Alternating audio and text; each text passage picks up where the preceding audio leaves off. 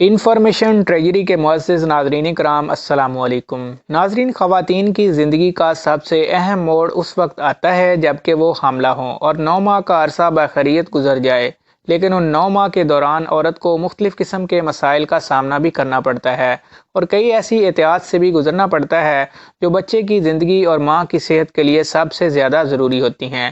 عموماً آپ نے سنا ہوگا کہ 8ویں ماہ میں پیدا ہونے والا بچہ زیادہ عرصے تک زندہ نہیں رہ پاتا، پیدائش کے 6 یا 8ویں گھنٹے میں اس کی موت ہو جاتی ہے یا پھر کچھ روز زندہ رہنے کے بعد دم توڑ دیتا ہے۔ ایسا کیوں ہوتا ہے؟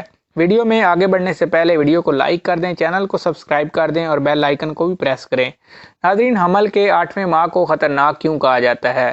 دراصل حمل کے 7ویں اور 8ویں ماہ کو خطرناک اس لیے کہا جاتا ہے کیونکہ 7ویں ماہ میں بچے کے مختلف اعضاء کی ترتیب اور ساخت مکمل طور پر بنتی ہے، جس میں جلد کی بیرونی سطح کا بننا بھی شامل ہوتا ہے، اور جب مکمل طور پر آکسیجن کی فراہمی نہ ہو یا ماں کو درد زیادہ ہونے کی شکایت میں ڈیلیوری کر دی جائے تو بچے کے اعضاء کی مکمل نشوونما نہ ہونے کی وجہ سے بچہ مر جاتا ہے، کیونکہ ماں کے پیٹ جیسی گرمی پیدا ہونے کے بعد نہیں مل پاتی۔